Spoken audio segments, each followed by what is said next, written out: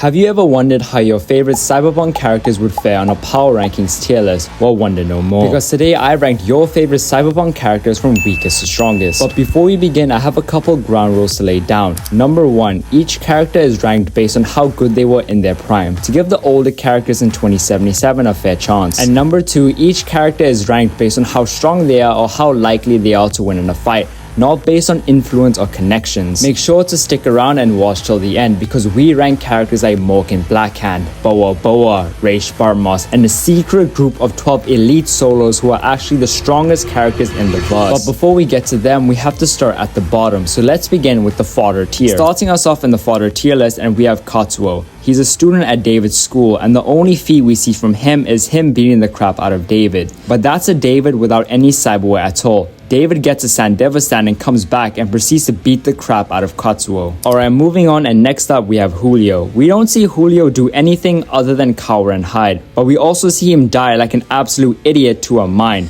However, he was a part of David's squad, so I will give him the benefit of the doubt here. Alright, next up, and we have Pilar. Pilar could definitely be higher up on the list, but the only real feat we see from him is him taking out a couple of scabs. He's also insanely stupid and gets one shot by a cyber psycho, so that definitely holds him down in the fodder tier. Alright, next up, and we have Falco. Falco's definitely a very talented driver, and he even gave Main a good right hook when he was going cyber psycho. But again, he's more of a driver than an actual fighter, so nothing crazy. Alright, next up, and we have Judy. It hurts me putting Judy so down low, but again, she's not your typical fighter. Her strength lies within brain dots editing, but she does accompany us and helps us fight off scabs whilst rescuing Evelyn. So alright, and rounding off the fodder tier, we have Delamain. I don't even know why I ranked Delamain, but for physical feats we do see him survive an attack from Adam Smasher, plus his Excelsior package could take down some sucker ninjas, according to Jackie at least. Okay, we are now moving up a level and entering the low tier, and starting us off we actually have Rosalind Myers. She's actually surprisingly strong and can even hold her own, which you wouldn't expect from someone who's the president of the NUSA. She can definitely hold her own down and helps us fight against Bargas and helps us take down the Chimera as well. She can also catch V off guard when V first meets her, so...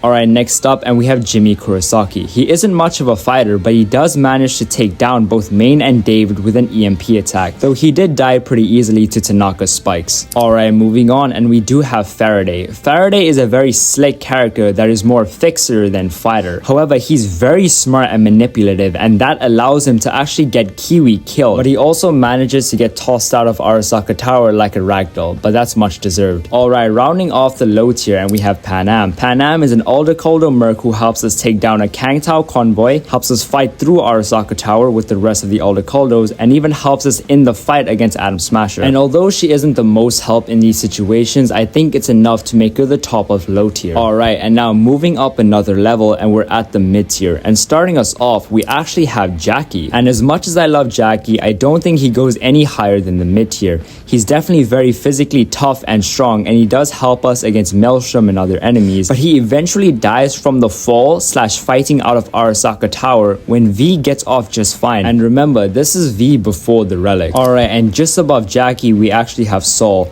Saul essentially does the same things that Panam does in game, except he's older than her, so we can assume that he'd be more impressive in his prime. Plus, even though he gets stomped and one shot by Adam Smasher, he deals major damage with his shotgun, so that's definitely a plus. Alright, up next, and we have the unnamed Cyber Psycho in Edgerunners. He obviously kills Pilar quite easily, but he also almost kills Rebecca and David, who only got saved by Main. He took a bullet to the brain and kept fighting like it was nothing, and even somehow tracked David whilst he was in his Sandevistan mode. Surprisingly very strong. And next up, we actually have Rebecca. If we were talking about favorite characters, she'd be S tier. Rebecca is a very good shot and exceptionally dangerous with her shotgun guts. Unfortunately, she gets bodied by Smasher and doesn't even damage him on his way down. But in the show, we do see her deal with large groups of enemies with relative ease, so she's definitely deserving of this higher ranking. Alright, and right next to Rebecca, I actually have Dorio. Dorio is very physically tough and very strong. She has 2 gorilla arms and a gun in her foot. She's also surprisingly fast and quick enough to dodge bullets, yet unfortunately, or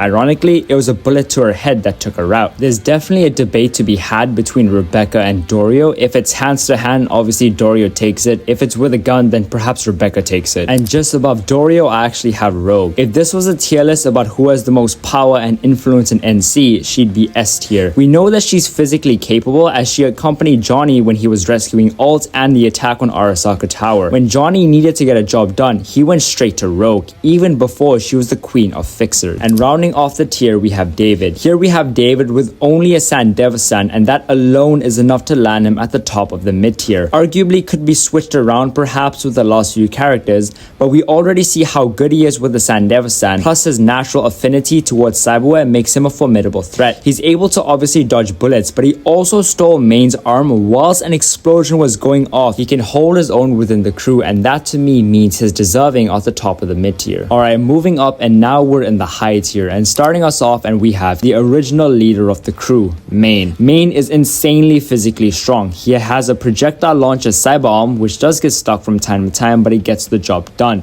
He saved members of his crew's life on multiple occasions, like when he killed the Tiger Claw member who was gunning after David. He killed the Cyber Psycho and saved Rebecca and David's life in the process, and he also one-shot Tanaka. And shockingly, above Main, I have Kiwi. Kiwi is obviously a very skilled netrunner who you can see hack multiple enemies, hack turrets and other machines, and even hack Lucy. She's more hard focused into only hacking and netrunning, which means she works better from the shadows. Unlike her peer who's above her, Lucy. Lucy on the other hand is not only a great netrunner who does well with quick hacks, but also excels in close combat situations with her monowire. Not to mention she's also an Arasaka trained netrunner since she was a kid, which is why she's above Kiwi. But above them we have Johnny Silverhand. Some of you might be shocked about how he's so low. Some of you might be shocked that he's too high. In case you didn't know, I made like 20 memories about how Johnny's memories are false, but I will say people tend to underestimate Johnny a lot. Johnny does have military experience, although he does desert his crew. He did attack Arasaka when trying to rescue All Cunningham, plus he still did get hired by Militech for the Arasaka HQ bombing. So yeah, even though some of his memories are made up, it doesn't mean that he's a complete fraud. Alright, and rounding off the high tier, we have Time Skip David. This is basically David if he had a glow up and hit the gym. He has Main's arm and got cyber-like implants. He's basically Main, but with a Sandevasan, which means he's above Main. Moving up another level and finally entering the elite tier. And starting us off, I have Alex. She's an FIA agent as well as a very skilled assassin. And spoilers, in one of the endings of Phantom Liberty, you can see her effortlessly take down Kurt Hansen, who, funnily enough, is the next person I have on this tier. Kurt Hansen is the ruler of Dogtown, and I made a whole video about his entire history. He's actually very skilled with major military experience as he became a colonel very young and eventually the leader of the Bargas unit. His major strengths actually lie in his leadership and manipulation, and spoilers again, during that same Phantom Liberty ending, depending on the choice you make, it could actually be him easily killing Alex instead. He also proves to be quite a tough fight for V. And above them I have Max Tag. I mean, what do I have to say other than it's Max Tag? I don't have them higher as I do think that some characters could potentially deal with a single Max Tag squad. But yeah, there's a reason why even Dogtown lets Max Tag enter no problem. And remember, during Phantom Liberty, when Reed and V were deciding to ambush a single Max Tag squad, they did a whole lot of planning and preparation. Alright, and next up I have Oda and Takamura. I have them bunched together as in terms of strength, I do think they're quite similar. Obviously, the biggest thing that suggests their strength is the fact that they protect some of the most powerful people on the planet, that being the Arasaka family. Though I should mention that being a good bodyguard isn't just about strength. V does beat Oda in a fight, but even at that point, V is already a powerhouse. Plus, we hear that after the fight, V is visibly exhausted. Also, something that people tend to forget is that during the events of 2077, Takamura's cyberware is actually disabled, so that makes everything much more impressive. Alright, and at the top of the elite tier, I have Cyber Skeleton David. David is so close to making it to the top tier, but the thing that really holds him back is just how easily he got destroyed by Adam Smasher. I wasn't watching a fight, I was watching a grown man dismantle a child. I mean, David is crazy strong too. He could take out armies like it's nothing. He had gravity manipulation, but the fact that David's so strong and I don't even think he makes it to the top tier shows that there's really levels to the game. Alright guys, Future Ghani back again, and I just wanted to apologize. This list is some straight butt juice. Never let bro rank again for real. But don't worry, because I'll make it up to you with the final tier, the Legends tier. Let's get straight to it. Alright, starting us off in the Legends tier, and I have Andrew Boa Wayland, one of the most legendary solos in Night City's history. He's definitely someone that everyone's heard of, but I'm assuming a lot of you might not know much about him. He led a terrifying Black Ops unit called the Water Leopards, and he also had an encounter with Morgan Blackhand, which he survived, and he then proceeded to glaze the hell out of Blackhand. Alright, up next, we have someone that might surprise a lot of you. We have Solomon Reed. He's a sleeper agent for the FIA and someone who accompanies us during Phantom Liberty.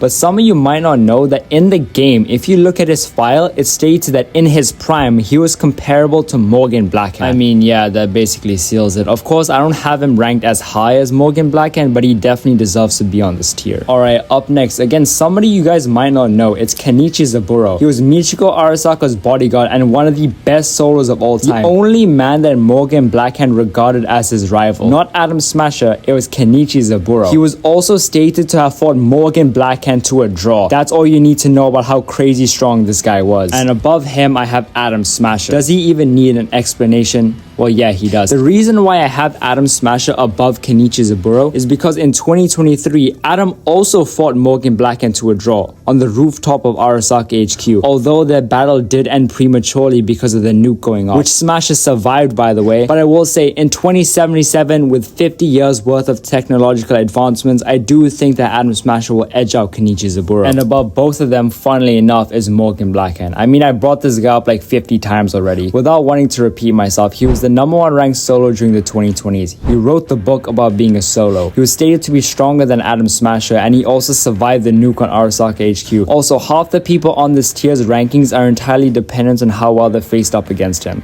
GOAT. But shockingly, above him, I have Songbird. So-Mi is an absolute force of nature, and the worst part is she could absolutely go way higher up on this list. She has access to the Black Wall, made V go unconscious whilst being 50,000 feet in the air in Space Force 1. In fact, she's almost killed V like 50 times already, like with the Chimera. Also, during Firestarter, the only reason that V doesn't get absolutely obliterated by So-Mi is because of Reed's Icebreaker. But above So-Mi, I do in fact have V, and I genuinely contemplated putting So-Mi above V. The only reason why I have V above So-Mi is that you could argue V did not want to hurt So-Mi at all during Phantom Liberty, so they let So-Mi hurt them, I guess. But yeah, what more do I even have to say about V? Their most impressive feat is definitely storming Arasaka Tower by themselves, killing Adam Smasher by themselves, and I guess putting on whatever side where they want to. Also, you could technically argue that with Erebus or the Militech Kanto, they also have control over the Blackwall AI. And not to mention the fact that V has basically killed half the people on this list, including, technically, spoiler warnings, Kurt Hansen, Reed, and technically So-Mi, because they unplug her. That counts as a kill in my book. But above even V, I have the Angels of the Crystal Palace. These guys deserve a video of their own. The Angels are a group of solos that protect the Crystal Palace. Each angel is said to be the best of the best and in a league of their own, as well as a master of martial arts and a bunch of other skills. They are extremely capable with exotic cyberware that regular solos could only dream of getting. Also, I couldn't find a source for this, but I read somewhere that each angel is stated to be around Morgan Blackhand's level. Again, take this with a fat kilogram of salt because I could not find a source for this at all. Alright, and nearing the end of the list now, I do have Alt Cunningham. Definitely one of the more interesting characters on this list because we see two different versions of her in game. Yet funnily enough, both of them would probably be legends tier. There's no doubt that she's insanely capable and dangerous as a Blackwall AI, but even when she was still alive, she was arguably one of the more talented netrunners in Night City's history. Don't forget that she single-handedly wrote the program to Soul Killer. The fourth corporate war, that basically started because of her. Also, Thompson says that she's the best runner around during Johnny's memories, but that's not the best source. But above Alt Cunningham, I do have Ray Spartmoss, arguably the greatest netrunner in Cyberpunk's history. Definitely the most infamous runner in Cyberpunk's history. He was responsible for the data crash and unleashing the Rabbids virus, which basically destroyed and shattered the old net. In fact, it was so bad that Netwatch and a bunch of world governments elected the Blackwall to quarantine the old net away from the new net. Just a reminder that this one single person basically destroyed the whole net, and the consequences are still felt to this day. Not to mention that he might still be alive. Alright, but now, finally, the #1 greatest character in Cyberpunk's history,